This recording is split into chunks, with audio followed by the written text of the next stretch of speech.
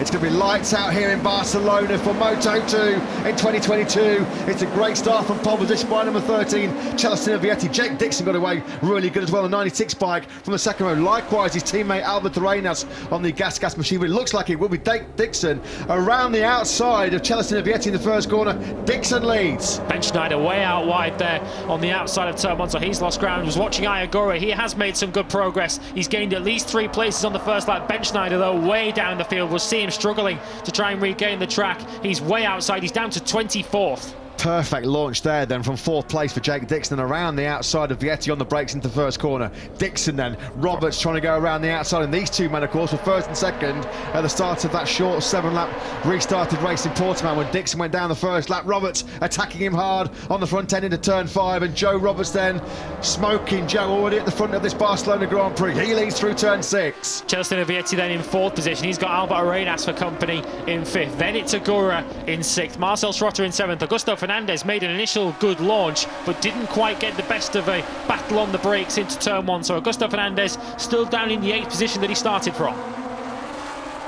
Canet now on the move. He's perhaps noticing that Joe Roberts is setting a fast early pace and he pushes his way past Jake Dixon. Yeah, Joe Roberts looking really strong in the early part of this Moto2 battle here in Barcelona. There's no way through for Dixon to fire back up the inside of Canet.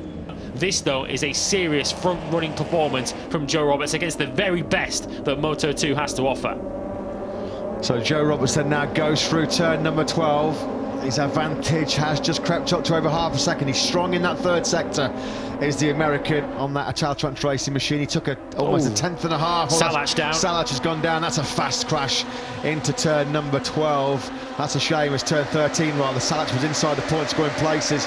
Yet again, the Czech rider who was stringing together a decent run, points in 4 of the last 5. It's an unlucky 13 though for the Czech rider. Here's that battle raging between the top 2 men in the championship there as Lopez gets up the inside of Schrotter into the first corner. Somebody's going really wide into turn number 1 there, was it?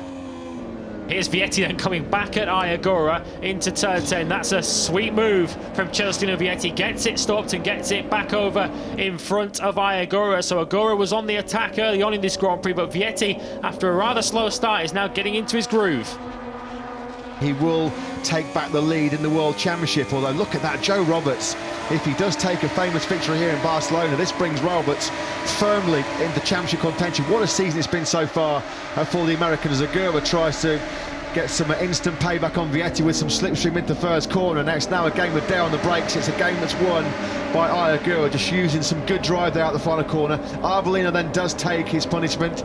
He comes in for the long lap penalty, and he does indeed then drop behind Chantra and Dalla Porta.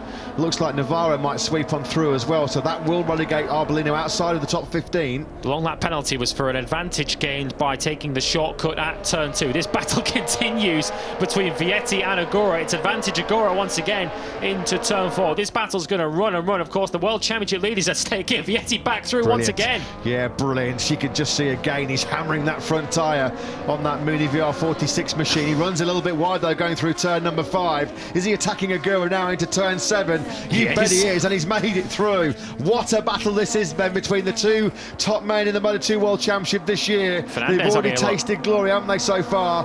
Both Vietti and Agura. Fernandez can't find a way through. He wants a piece of this battle though, doesn't he, the Spanish rider? Can he attack Agura on the brakes into turn 10? Agura, there's no way through, but what a battle this is. A classic encounter between the top 2 men in the Moto2 World Championship so far this year. They've been the creme de la creme at the top of the pile. Vietti versus Agura here for the podium places here in Barcelona. A titanic tussle, this one. Vietti not able to go with Jasper Agura. Here's the second round then between Schrotter and Agura. Schrotter looks like he's made it a bit cleaner that time. Agura not in a position this time to respond as they go through 11.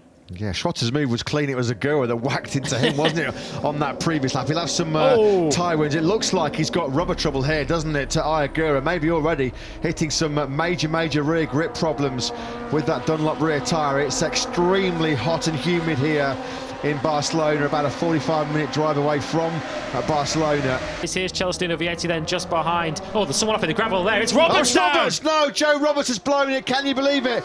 Oh, dearie me. Joe Roberts was looking so good.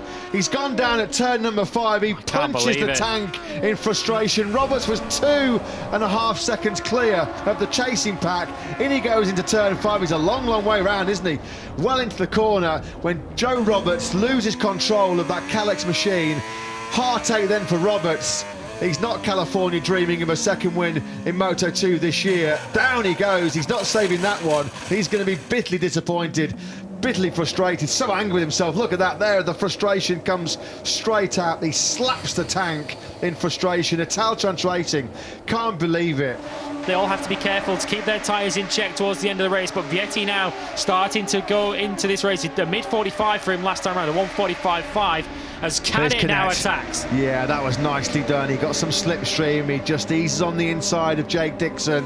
Arenas went in deep into turn 1. It put him off his rhythm, and he's way out wide there as well into turn 4. That's an easy opportunity for Augusto Fernandez. We often see Augusto quick at the end of Grand Prix, and he's now up into 4th position. Don't rule Augusto Fernandez out yet.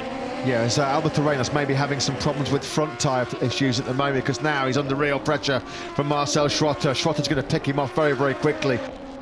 So it's been a dreadful lap 14 so far for Arenas, because he's been picked off in quick succession by both Fernandez and Schrotter.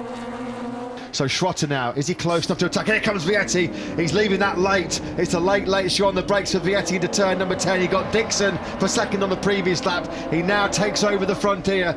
Beautifully done by Vietti on the inside of Canet into turn 10. That's been his preferred overtaking marker in this battle in Barcelona. And Vietti now leads. This could be a big 25 points in terms of the World Championship, because with Ayagura struggling down in 8th, he has just been picked off by Sam Lowes. Agura could drop 17 points here behind Vietti going to round 10 in Germany. Canet trying to pick up some slipstream as they come on the line. 5 laps to go here then in Barcelona, and Canet is trying to find a way back through. He's got some slipstream. Who's going to be latest on the brakes into turn 1? It will be Canet. He's back at the front. Well, Vietti was able to brake ever so slightly later, but he couldn't turn in as he now tries to go back on the inside. That's a brave move. It's still Canet on course for his first win as a Moto2 rider. Albert Arenas, well, he has ended his hopes of a top 6 and in this Grand Prix as well. He's retired. I wonder if something happened between him and someone. Here comes Vietti into turn number 10. That's been where he's been so good on the front end of that Calyx machine, and again now Canet becomes his latest victim. Now then, Vietti, has he timed this to perfection? How close was that between Fernandez as well and Dixon as they were at full lean angle through turn number 12? So it's Vietti versus Canet. Don't rule out Dixon and Fernandez. They're still firmly in victory contention.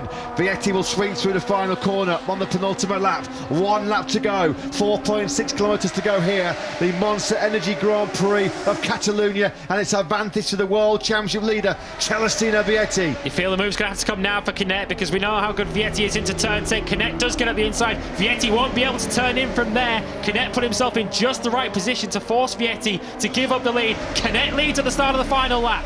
So Canet knows exactly if the move doesn't come before turn 10, it will be surely at turn 10. He's going to have to be really defensive. Will Vietti, though, go for the element of surprise and try and pounce a little bit early on in this lap? There's no way through into turn number 4. Canet does run that tight defensive line, and he still leads. Canet getting good drive out of turn 4. Look at the tight line that Aaron Canet is running. He's almost on the grass there, trying to make sure that there's no way through for Vietti on the brakes into turn 10. Great job by Kevin. Then he goes in a little bit hard. Canet got in a fraction hot. The door was open, and Vietti does come through. It's a late heartbreak here for Canet.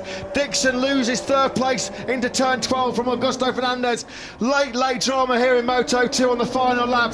Celestino Vietti, 1 corner left for him then. The Italian on course for yet another victory here in 2022. I don't think Canet's going to be close enough. It's going to be a run down to the finish line. It's going to be victory for Vietti in a Moto2 classic here in Barcelona. Celestino Vietti takes it by just 0.08 of a second. Augusto Fernandez with a move on the last lap takes 3rd from Jake Dixon. Marcel Schrotter takes 5th.